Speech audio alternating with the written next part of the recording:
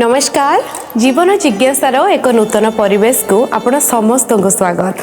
तेबे आज जिज्ञासा होउछि भोजन करबा समय रे आमे केउ सब भूल करिथाउ। जिज्ञासार सरल समाधान पय आम सहित अछंती ज्योतिर्विद वास्तुविद डॉक्टर चित्तरंजन महापात्र। सर नमस्कार।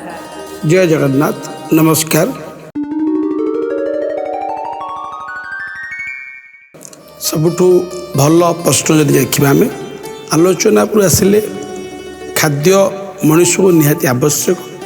आम समस्ते खावाई कि उपयुक्त समय निर्धारित कर समय तो अनुसार खाई भोजन कर खाद्य ग्रहण कर जे प्रश्न जदि आम देखा भोजन समय कौन सब भूल त्रुटि संपन्न रहे जहाँकि आमको समस्या पकई पारे। यदि आम शास्त्रानुमत को देखा भोजन समय निहाती आवश्यक।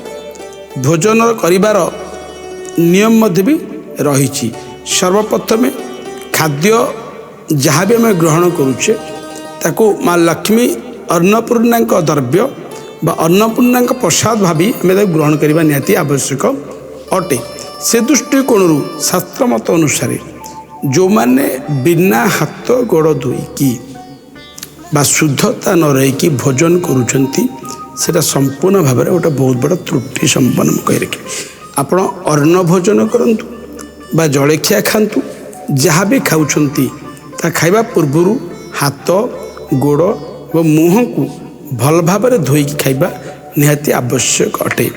आउ सबुठ बड़ जिनिस रोची केबे भी चप्पल पिंधिकी जोता पिंधिकी आजिकल तो फैशन हो गलानी आम देखा तो डाइनिंग टेबुल रे बसिकी खाइबा ये गोटे बहुत बड़ आम आम सामाजिक दृष्टिकोण में मॉडर्नाइज आम आधुनिक कथा जाऊे। मु बारण करूनी डाइनिंग टेबुल बसी खाइबा भूल बोली आपको कहबिनी किंतु अति कम रे जोता पिंधि चप्पल पिंधि खाद्य ग्रहण करंतु नहीं। यह संपूर्ण भाव त्रुटि संपन्न रुहे। एटा खाद्य बा अन्नपूर्णा को प्रसाद को आम जब कह माँ अन्नपूर्णा स्वयं प्रसाद आम कहवा द्रव्य जो ग्रहण करुचे अपमान हुए।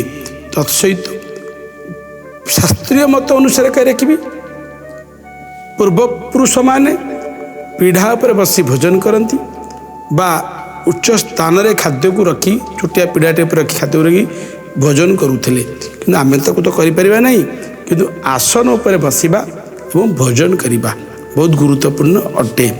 जो माने वास्तु टिके जोड़ी दिवे इथरे भोजन करने समय रे वास्तुशास्त्र नियम किसी मानतु जहाँ आपण बहुत शुभदायक रहिबो। खाइला बेले दक्षिण को मुख करी भोजन करने निषेध अटे। दक्षिणा मुख को भोजन तले बसी खातु आसन उपरे बा डाइनिंग उपरे खातु दक्षिण को मुख करी भोजन करंतु नहीं। सदा सर्वदा चेष्टा करिवे पूर्वपट पश्चिम पट किंबा उत्तर पटे भोजन करी मुख करी खावाई शुभदायक होता है। ये आपण के कौन मुख करी खाइले शुभ रहिबा विशेष भाव में पूर्व को मुख करी भोजन कले शारीरिक सुस्थता वास्तुशास्त्र अनुसार मिली थाए। कहीं पूर्वपटु बहुत पॉजिटिव एनर्जी आमको मिली थाए। पूर्वपटु आम बहुत ऊर्जा आसी थाए जोटा कि आम सेपटू मुख करी खाइबा बहुत शुभदायक रुहे। जदिओ तो संभवपर हो नहीं उत्तर पटु कि पश्चिम पटु मुख करी खाई पारिबे कौन से असुविधा नहीं। खाद्य केबे थाली रे छाड़िबा को चेष्टा करिबा नहीं बा नष्ट करबा चेष्टा करिबा नहीं बा से सुजोग दबा नहीं। सेटा करबा द्वारा माँ प्रत्येकटी अन्न बा प्रत्येकटी खाद्य आम पे बहुत गुरुत्वपूर्ण।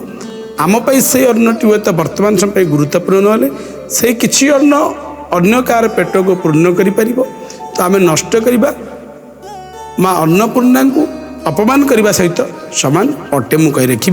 एवं खाइला बेले जो मैंने विशेष भाव में खाद्य को तले पकाती बा विच्छाड़ित करती से सब प्रति दूरे रुहतु चेष्टा करूँ अति कम से सब न करने। आ भोजन समय रे आमिष सहित दही क्षीर जातीय द्रव्यर भक्षण निर्भूत रुहतु।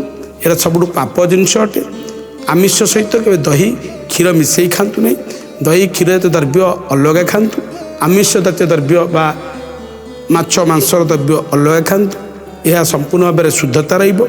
ଶାରୀରିକ ସୁସ୍ଥତା ରହିବେ ଏବଂ ଦୀର୍ଘାୟୁ ଜୀବନଯାପନ କରିବାରେ ଭୋଜନ ଆପଣ ସହାୟକ ହେବ। ଉତ୍ତମ ପୁଷ୍ଟିକର ଖାଦ୍ୟ ଆପଣ ଶରୀର ପ୍ରତି ଆସିବାରେ ସହାୟକ ହେବ। ବହୁତ ବହୁତ ଧନ୍ୟବାଦ ସାର୍ ଏତେ ସୁନ୍ଦର ସମାଧାନ ପାଇଁ। ତେବେ ନିହାତି ଭାବରେ ଦର୍ଶକମାନଙ୍କୁ ଜିଜ୍ଞାସାର ସରଳ ସମାଧାନ ମିଳିପାରିଥିବ।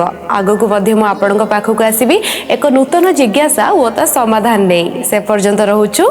ନମସ୍କାର। ନମସ୍କାର।